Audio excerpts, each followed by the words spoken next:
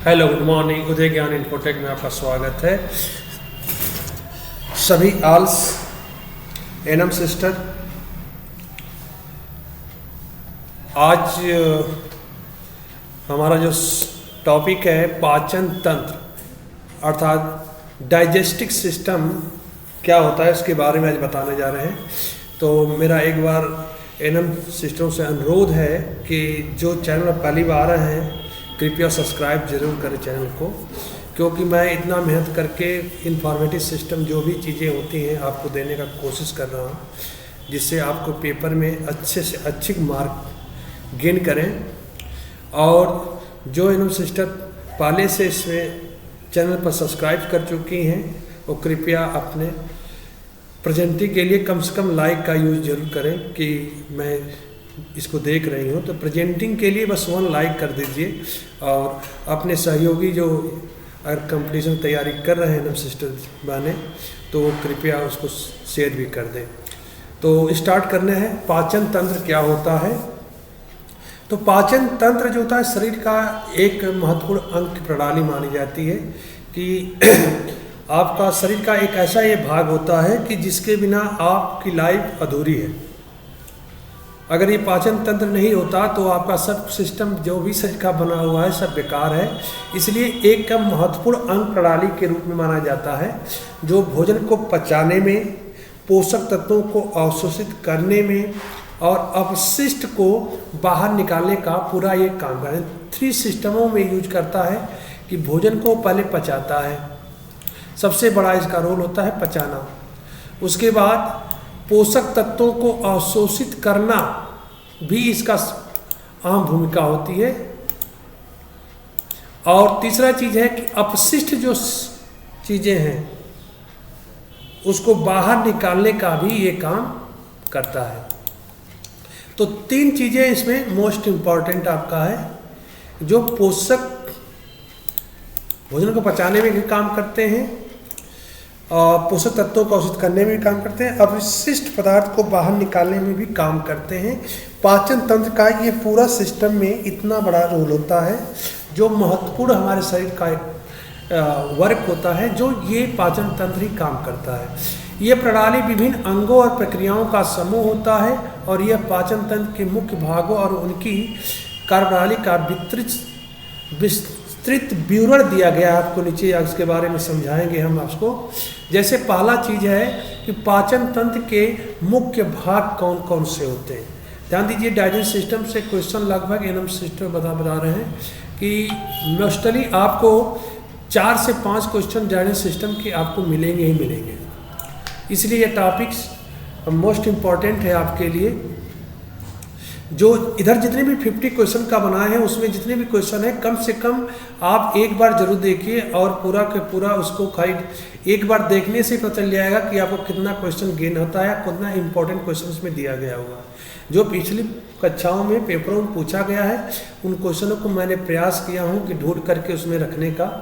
तो ये टॉपिक के हिसाब से मैंने क्वेश्चन को बांट दिया है और टॉपिक जैसे जैसे पढ़ाता जा रहा हूँ उसमें क्वेश्चन आप उसमें से छाट कर इसमें इंपॉर्टेंट क्वेश्चन डालता जा रहा हूँ।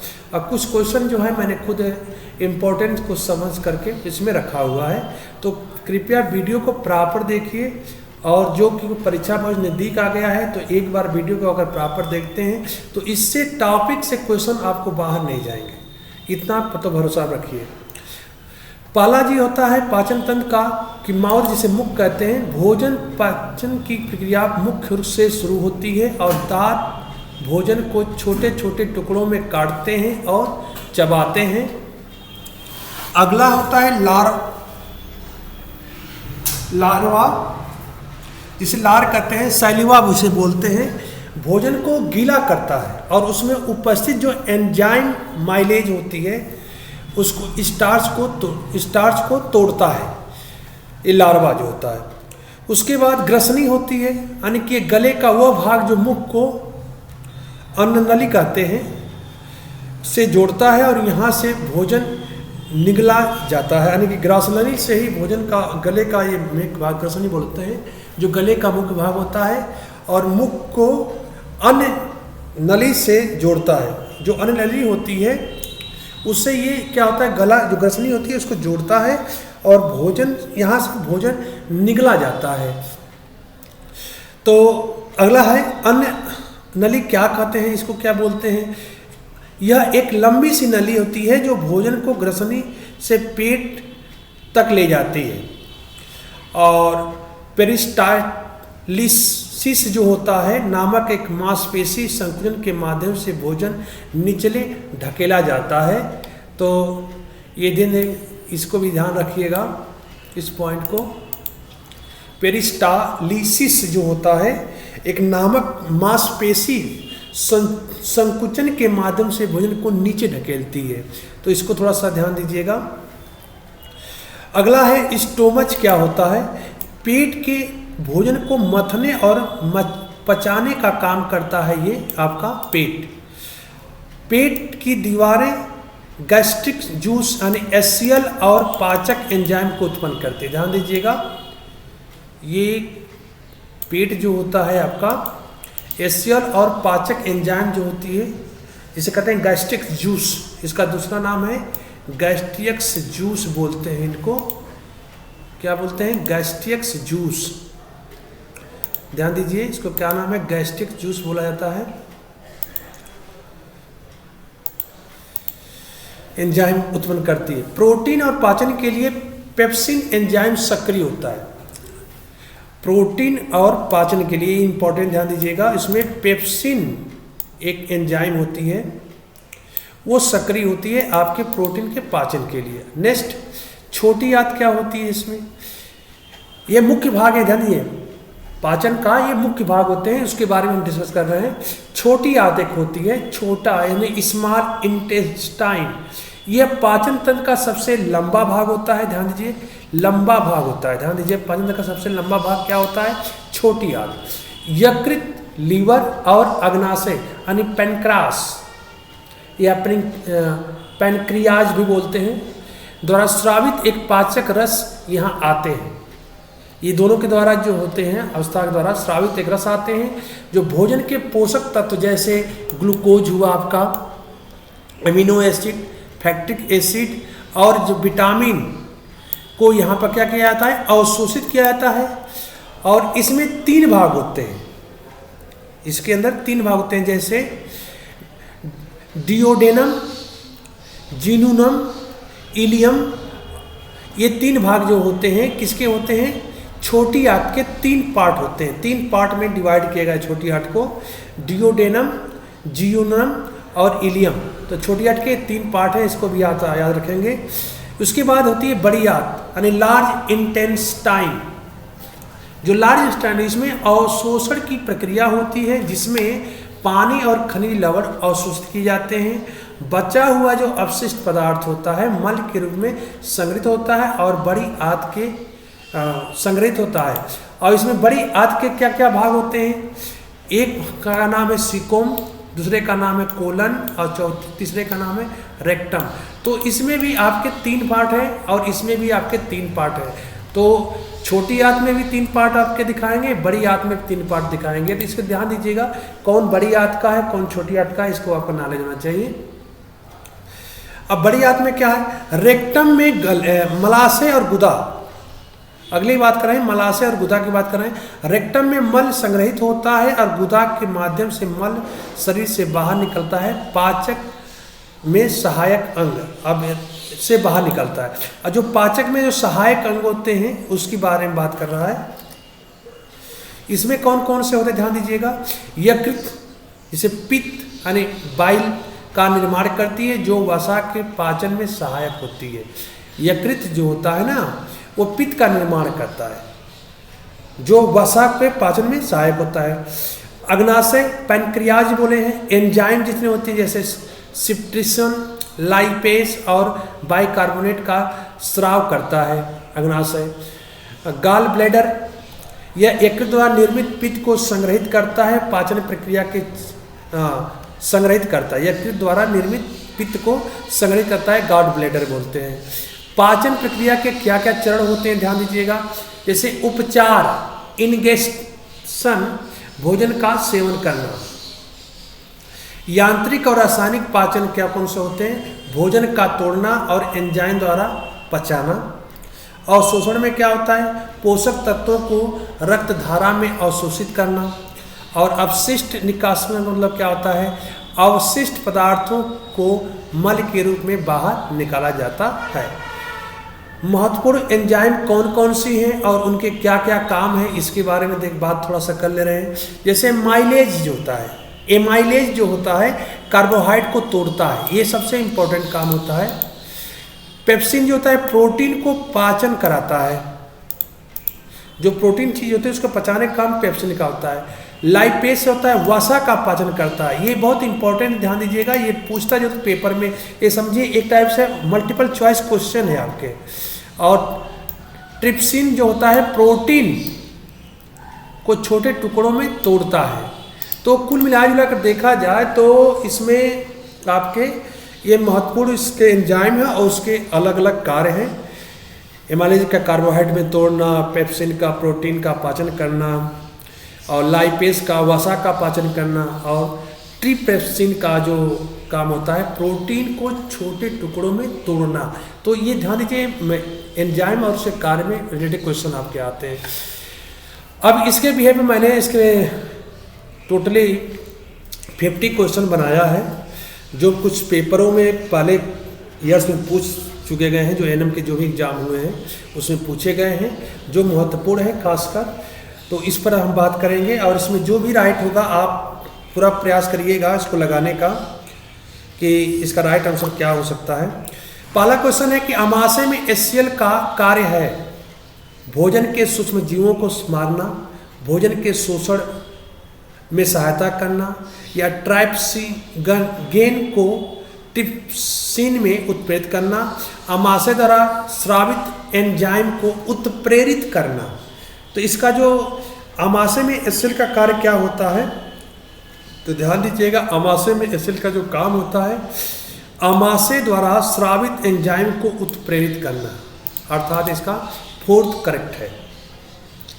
नेक्स्ट है यकृत निम्न एक कार्य नहीं करता है, यकृत इसमें से कौन सा काम नहीं करता है, इस चीज को पूछ रहा है।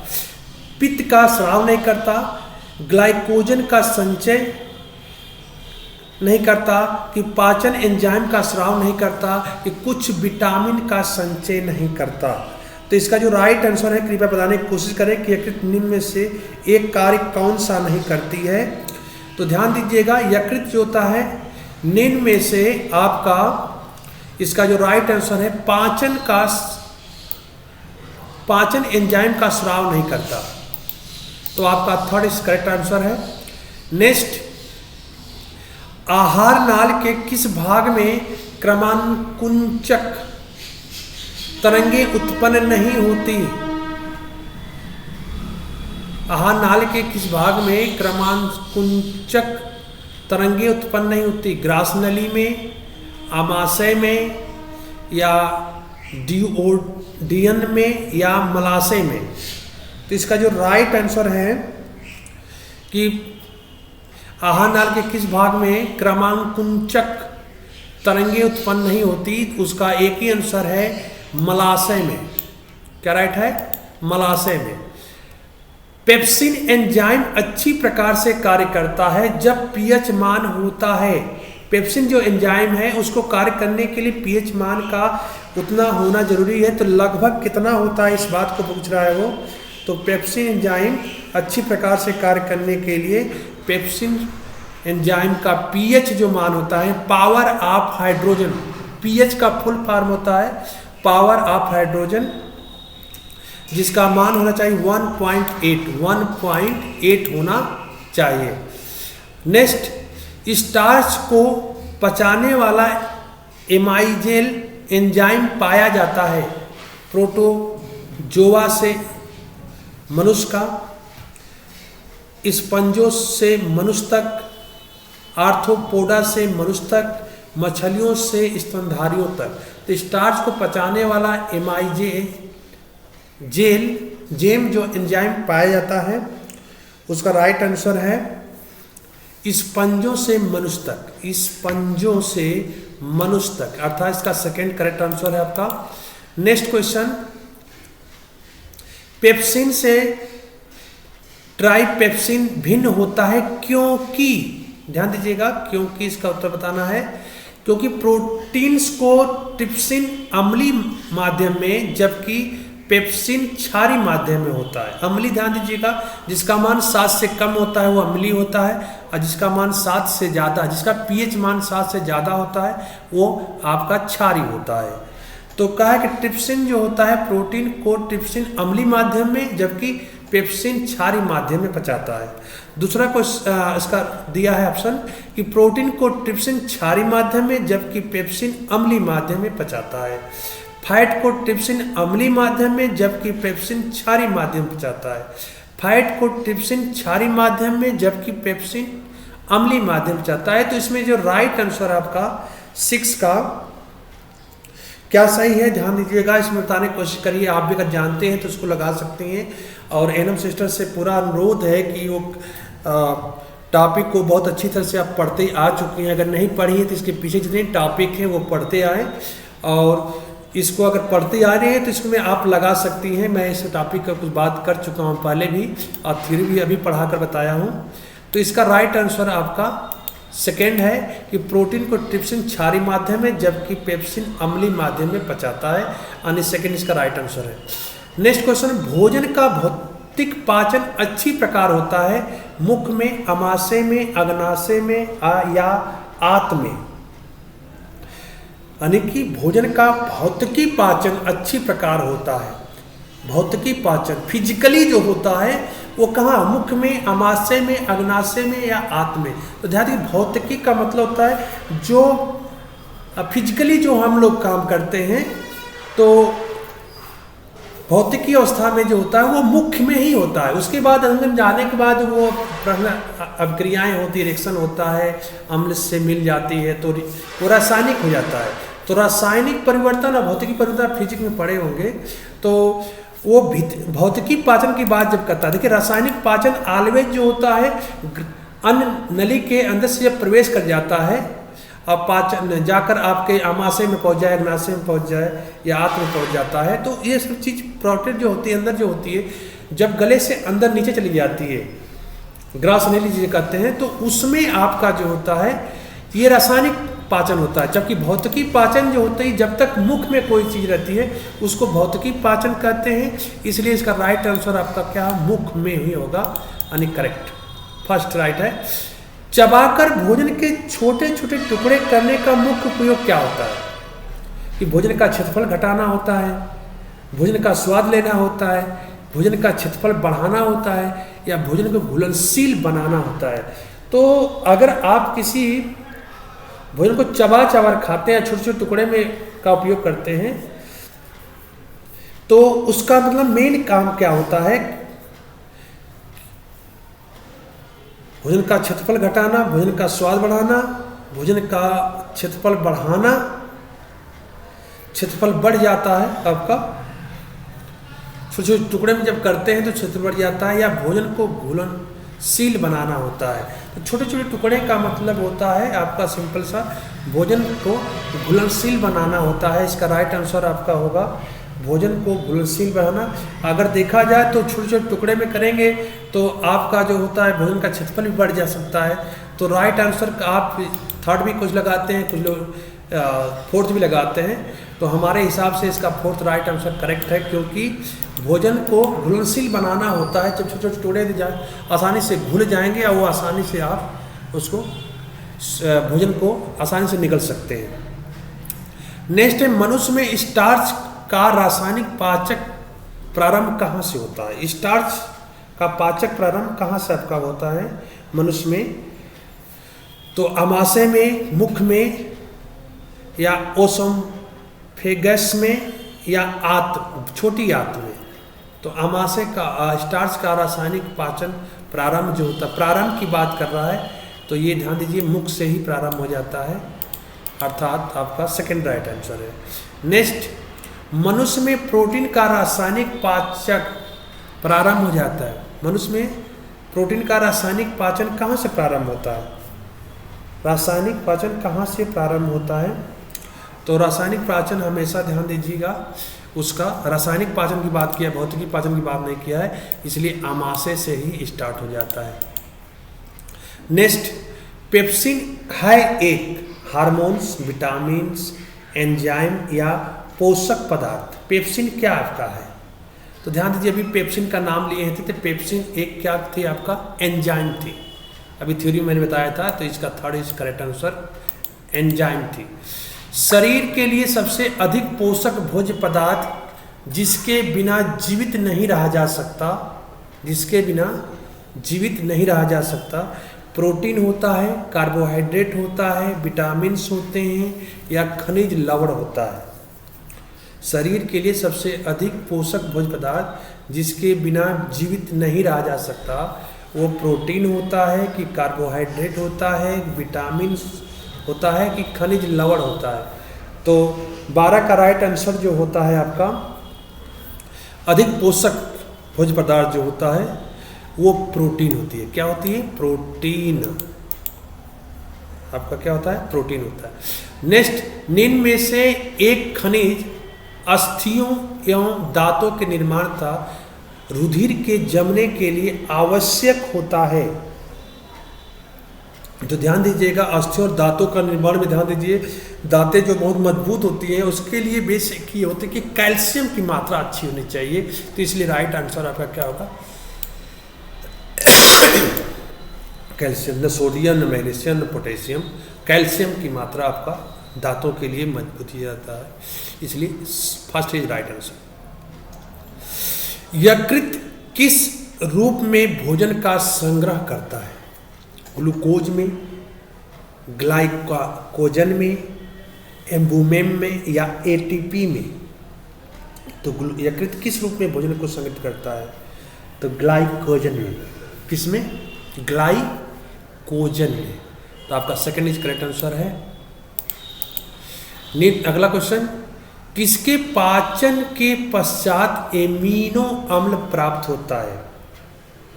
खनिज लवण के, कि लवण के, कि प्रोटीन के, कि कार्बोहाइड्रेट के? तो इसका जो राइट आंसर है आपका प्रोटीन के। किसके? प्रोटीन के। नेक्स्ट, ट्रिप्सिन एंजाइम स्रावित होती है आमाशय से, आंत से, पैनक्रियास से या लीवर से? किससे ट्रिप्सिन एंजाइम स्रावित होती है? तो इसका राइट आंसर है आपका आंत से। आंत से ट्रिप्सिन एंजाइम क्या होती है? स्रावित होती है, यानी आपका सही राइट आंसर है। इरिप्सिन एंजाइम स्रावित होती है, इरिप्सिन एंजाइम स्रावित होती है आमाशय से, छोटी आंत से, पैनक्रियास से या एस्पोफेगस से? तो राइट इसका आंसर है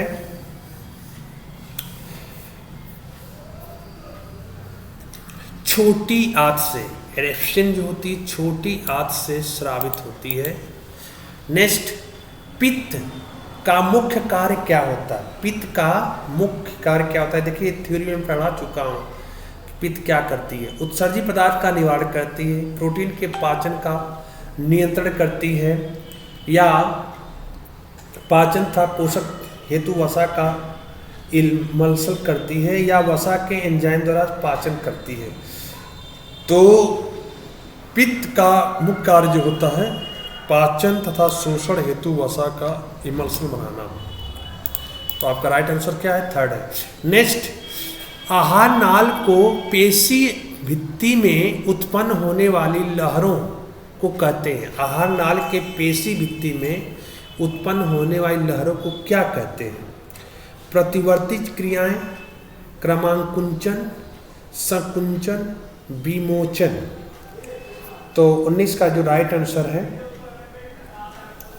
क्रमांकुंचन कहते हैं। आहार नाल को पेशी भित्ति में उत्पन्न होने वाली लहरों को हम क्रमांकुंचन कहते हैं, क्रमांकुंचन कहते हैं। तो उसका राइट आंसर है सेकेंड।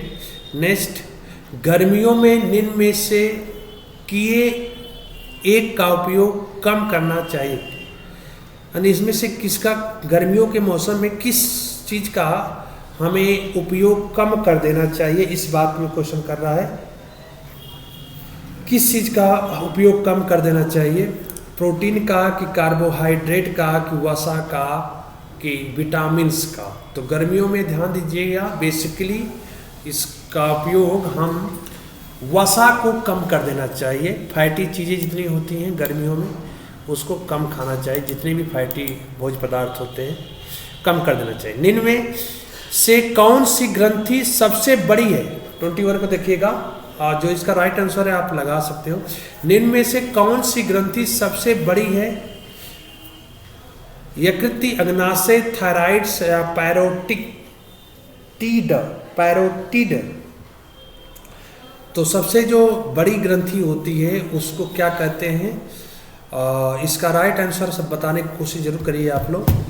इसका 21 का राइट आंसर है यकृत। क्या होता है, यकृत सबसे बड़ी ग्रंथि होती है। प्रंथि कौन सी सबसे, प्रंथि सबसे बड़ी होती है। अग्न्याशय रस यानी पैनक्रिएटिक्स जूस कार्य करता है उदासीन माध्यम में, अम्लीय माध्यम में, क्षारीय माध्यम में या इनमें से कोई नहीं। तो 22 का राइट आंसर क्या होगा, अग्न्याशय रस जो होता है यानी पैनक्रिएटिक्स जूस जो कहते हैं, वो किसमें सबसे ज़्यादा वर्क करता है, कौन सा, किस माध्यम में। तो इसका राइट होगा आपका क्षारीय माध्यम में ये ज़्यादा वर्क करता है अच्छी तरह से। पेप्सिन का स्रावण करती है ग्रहणी की जाइमोजन कोशिकाएं, पैनेट कोशिकाएं, आमाशय की जाइमोजन कोशिकाएं या इनमें से कोई नहीं। तो पेप्सिन स्रावण करती है किस चीज़ का, पेप्सिन हमेशा जो होती है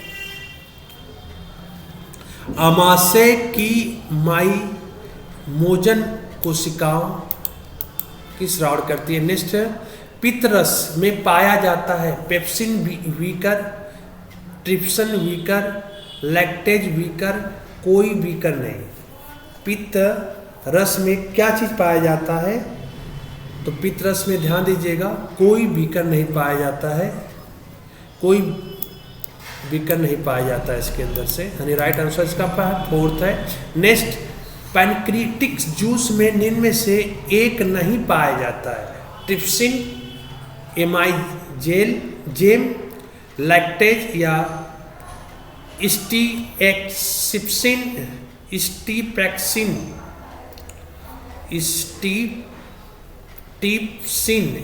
स्टिप्सिन जो होता है पैनक्रिएटिक्स जूस में नहीं पाया जाता है। तो उसमें से राइट आंसर क्या होगा इसका, 25 का राइट आंसर लैक्टेज नहीं पाया जाता है, लैक्टेज नहीं पाया जाता है, ये एंजाइम है सब। अगला, लैंगरहैंस की द्वीपिकाएं पाई जाती हैं प्लीहा में, अग्नाशय में, यकृत में, अस्थि मज्जा में। लैंगरहैंस की द्वीपिकाएं पाई जाती हैं तो वो हमेशा अग्नाशय में पाई जाती है, किसमें, अग्नाशय में पाई जाती है, यानी कि सेकेंड राइट आंसर है। नेक्स्ट, ब्रूनर्स ग्रंथियां पाई जाती हैं ग्रहणी में, आमाशय में, ग्रासनली में, इलियम में। तो किसमें पाई जाती हैं,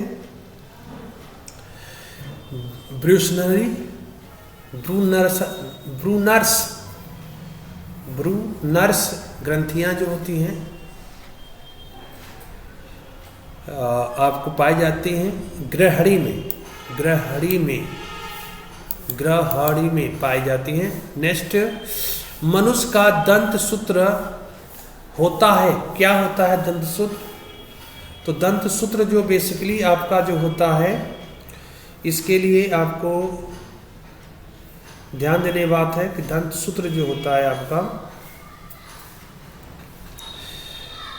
राइट आंसर इसका क्या होगा, इसको जानने की जरूरत आपको जरूर है कि जो दंत सूत्र होते हैं, मनुष्य में जो दांत की संख्या जो होती है आपकी, एक दांत होता है कृतक।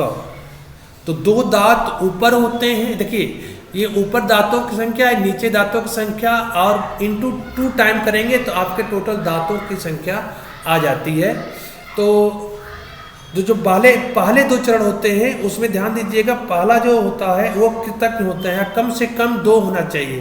तो 2 किसी में नहीं है, देखिए ऊपर वाले में 2 किसी में नहीं है, और 2 नीचे होते हैं। 4 दांत जो होते हैं आपके तंत्रसूत्र में कृतक के होते हैं, और 1 दांत ऊपर रदनन का होता है, और नीचे भी 1 दांत रदनन का होता है। और दूसरा 2 दांत अग्रचढ़क ऊपर होते हैं और 2 अग्रचढ़क नीचे होते हैं। और तीसरा क्या होता है, चौथा 3 दाढ़ दांत होते हैं, जो 3 ऊपर होते हैं, 3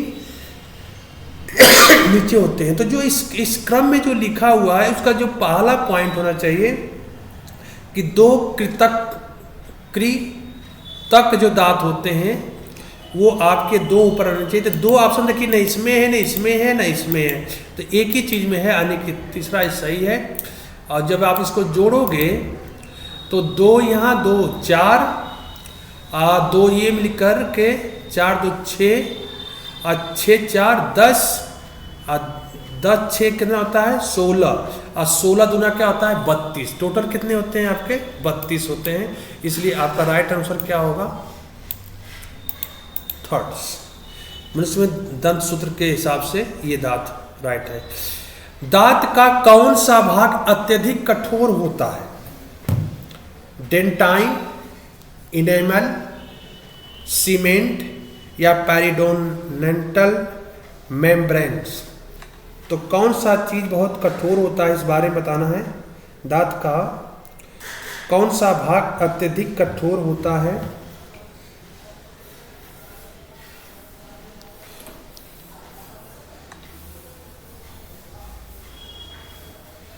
दांत का कौन सा भाग अत्यधिक कठोर होता है, इसको जानना है आपको।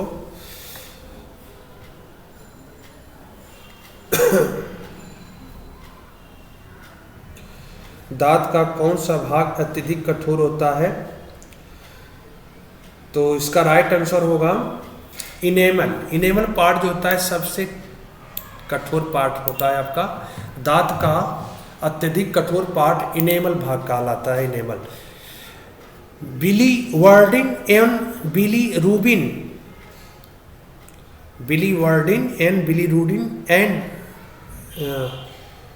पाए जाते हैं रक्त में, आहार नाल में, पित्त में, या अग्न्याशय रस में, अग्न्याशी रस में।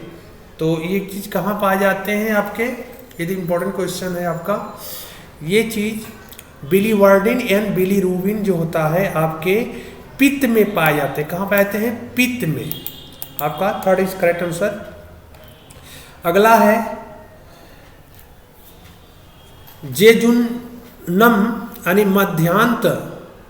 मध्यांत किस किस के बीच में होता है, ग्रासनली व अमाशय के बीच में, इलियम एवं सीकम के बीच में, ग्रहणी या इलियम के बीच में, सीकम और रेक्टम के बीच में।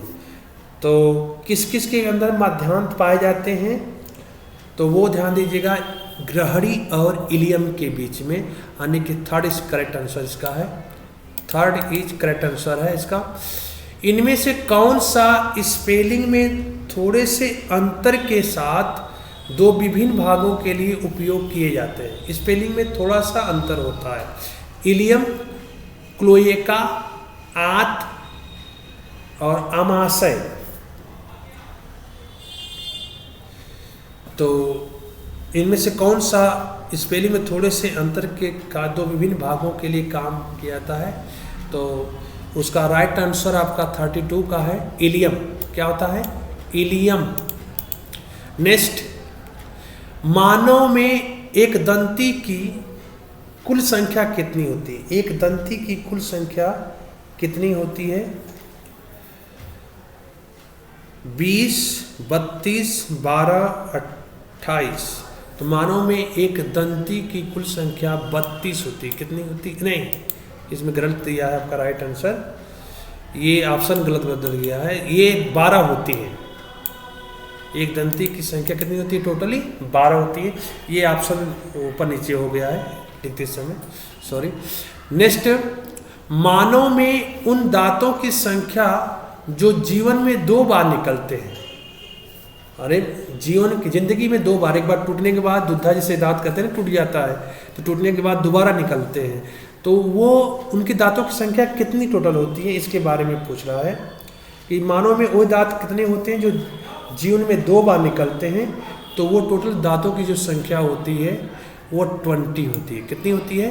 20, अर्थात 20 मनुष्य के दांतों में पाया जाता है। कैरेटिन, सोक्रिटिन, डेंटिन या हाइएलिन। तो मनुष्य के दांतों में क्या पाया जाता है? तो मनुष्य के दांतों में ध्यान दीजिएगा, डेंटिन पाया जाता है। क्या पाया जाता है? डेंटिन, अर्थात इसका राइट आंसर 3rd है। नेक्स्ट, ब्रूनर की ग्रंथियां होती हैं श्लेष्मा में, लक्ष्य स्तर में, अर्ध श्लेष्मा में, इनमें से कोई नहीं। कि ग्रंथियां जो होती हैं आपका श्लेष्मा में, लक्ष्य स्तर में, अर्ध श्लेष्मा में या इनमें से कोई नहीं। तो ब्रूनर की जो ग्रंथियां होती हैं किसमें होती है बताइए आप? ग्रंथियां जो होती हैं 3rd अर्ध श्लेष्मा में पाई जाती हैं, अर्थात 3रा करेक्ट है। अर्जेंटाइफिन कोशिकाएं होती, अर्जेंटाइफिन कोशिकाएं होती हैं अमाशय के फंडिक भाग में, केवल ग्रहणी में, शेषांश में, इलियम में जिसे कहते हैं, या इनमें से कोई नहीं। इनमें से कोई नहीं, इनमें से कोई नहीं। तो इसका जो राइट आंसर है आमाशय के फंडिक भाग में, आमाशय के फंडिक भाग में होती है, इसका राइट आंसर है। 38 देखिएगा,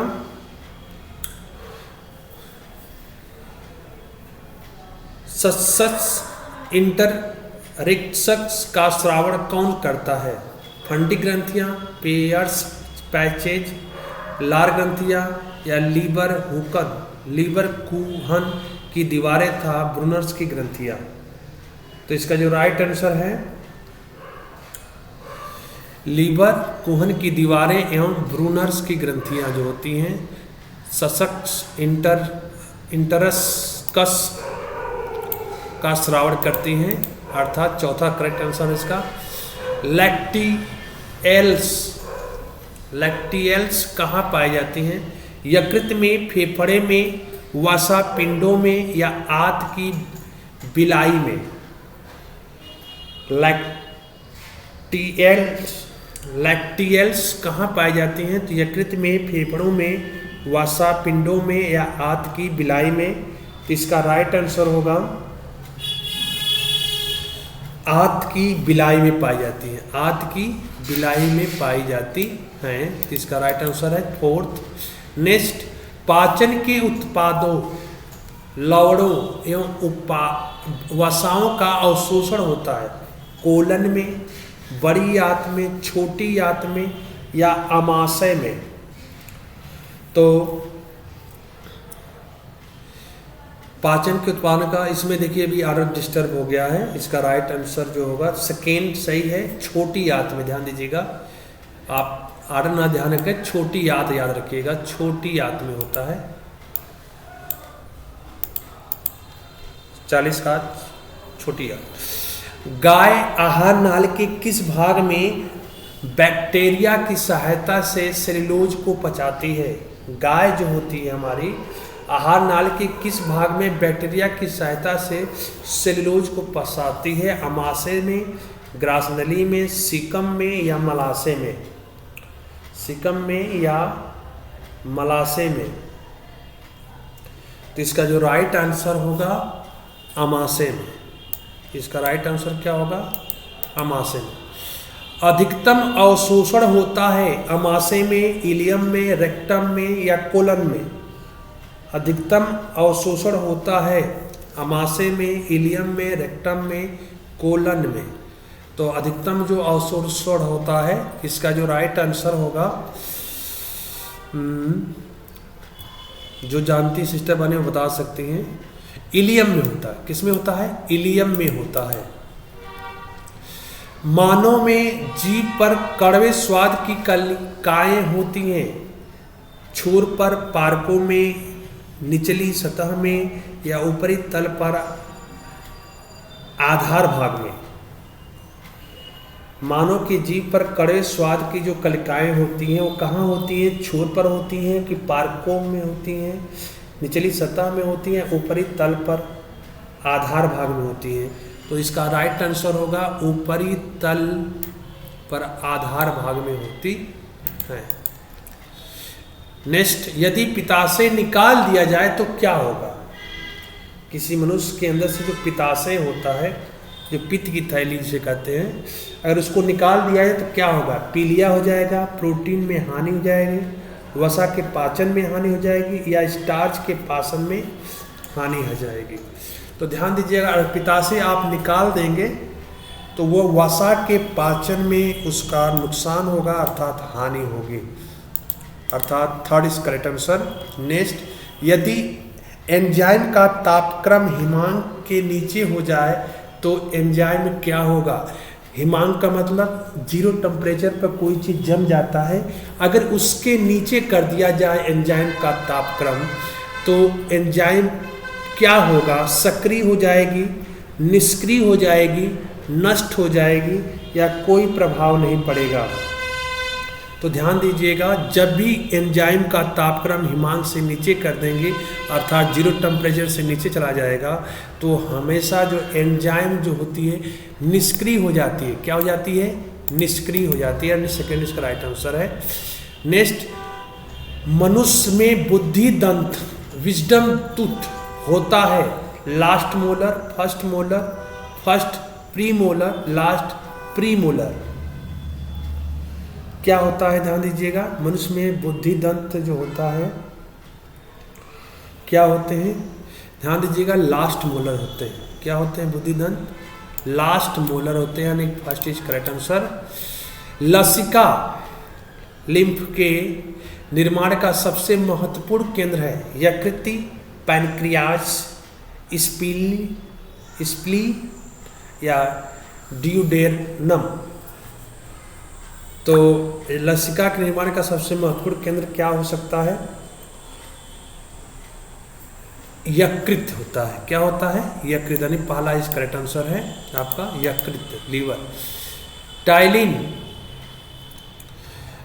एंजाइम का पीएच मान कितना होता है? टाइलिन एंजाइम का जो पीएच मान कितना होता है ये जानना बहुत जरूरी है। बहुत इंपॉर्टेंट क्वेश्चन है आपका कि एंजाइम का पीएच मान क्या होता है। तो एंजाइम का जो पीएच मान होता है 7.2 होता है, 7.2 होता है, पावर ऑफ हाइड्रोजन। एक डॉक्टर किसी मनुष्य को अधिक मांस, मक्खन, दूध तथा अंडे खाने की सलाह देता है तो वह मनुष्य किस प्रकार का रोगी है? ये बहुत इंपॉर्टेंट क्वेश्चन, ध्यान दीजिएगा। स्कर्वी रोगी है, रिकेट्स का है, या रात्रि में अंधापन है, या क्वासियोकार रोग का है? क्वासियोकार रोग का रोगी है। तो इसका राइट आंसर आपका क्या होगा? फोर्थ करेक्ट होगा, फोर्थ करेक्ट होगा। नेक्स्ट, अंग जो रुधिर में पदार्थों की मात्रा का नियमन करता है, अंग जो रुधिर में पदार्थों की मात्रा का नियमन करता है, हृदय, यकृत, प्लीहा या अग्नाशय? हृदय, यकृत, प्लीहा या अग्नाशय, चारों में से राइट आंसर कौन सा होगा बताइए? अंग जो रुधिर में पदार्थों की मात्रा का नियमन करता है उसको हम क्या कहते हैं? तो उसको हम यकृत कहते हैं। क्या कहते हैं? यकृत कहते हैं। इस तरह से आपके 50 क्वेश्चन कंप्लीट हो गया है। इसी तरह से आपके 5-7 वीडियो और आएंगे जो 50 क्वेश्चन क्या होगा, और आपको डीपली उसमें क्वेश्चन इंपॉर्टेंट से डाले जाएंगे। और ये टॉपिक के हिसाब से होंगे, इसलिए आपका वो टॉपिक अगर इसको पढ़ लेते हैं तो आपका टॉपिक से अगर इससे क्वेश्चन आता है तो आपको हमेशा हमेशा क्वेश्चन बाहर नहीं जाएगा। इसलिए एनएम सिस्टर से बस एक ही अनुरोध है, कृपया आप वीडियो को प्रॉपर देखिए और जितना हो उतना शेयर करिए लोगों को, और वीडियो को पूरा देखिए। कम से कम एक दो क्वेश्चन देख लेने से आपको ये नहीं कि नॉलेज हो जाएगा, इसलिए पूरा अगर देखती हैं। अब मैं इसलिए देखने के लिए कर रहा हूँ कि मेरे वीडियो इतना डीपली बना हुआ है, अगर आप शुरू से वीडियो मेरे देखती हैं तो आपको किसी की वीडियो देखने की ज़रूरत नहीं पड़ेगी। आपको स्टेप बाय स्टेप मैंने इस चरण बाय चरण आपको देखा जाए तो थ्योरी को कंप्लीट करके ही बनाया है, और उसमें 20, 25, 30, 50 क्वेश्चन मैंने करके बनाया। लेकिन अब जो क्वेश्चन आ रहे हैं 50 के आ रहे हैं, और कुछ दिन के बाद आपके 10, 12, 15 जनवरी के बाद मैं आपका मॉडल पेपर तैयार किया हूँ और मॉडल पेपर तैयार कर रहा हूँ, जिसमें मैं 10 मॉडल पेपर आपको कराऊंगा जो मोस्ट से मोस्ट इम्पॉर्टेंट क्वेश्चन रहेंगे, और उससे क्वेश्चन पूरा का पूरा फंसेगा। अगर ये टॉपिक कंप्लीट आपको शुरू करते जा रही हैं तो वो चीज़ें तो आपको कंप्लीटली आपको पेपर में अच्छे मार्क लाएंगे। अगले वीडियो के साथ मैं कल फिर मिलूँगा। धन्यवाद, गुड नाइट्स।